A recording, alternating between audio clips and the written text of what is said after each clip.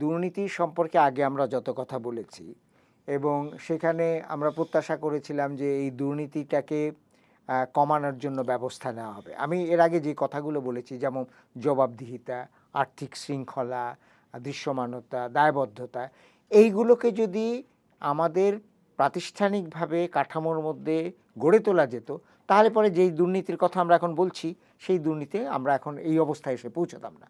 স্বাভাবিকভাবেই বোঝা গেছে যে এই সমস্ত জিনিসগুলো তো উন্নত হয়নি, বরং এই সমস্ত জিনিসগুলো অনেকটাই নিচের দিকে চলে গেছে। এবং এই যে আয় ব্যয়ের হিসাব এবং সম্পদের বিবরণী আপনি যেমন বললেন যে একেবারে প্রথম থেকেই কিন্তু প্রধান উপদেষ্টা বলেছেন, অন্যান্যরাও বলেছেন।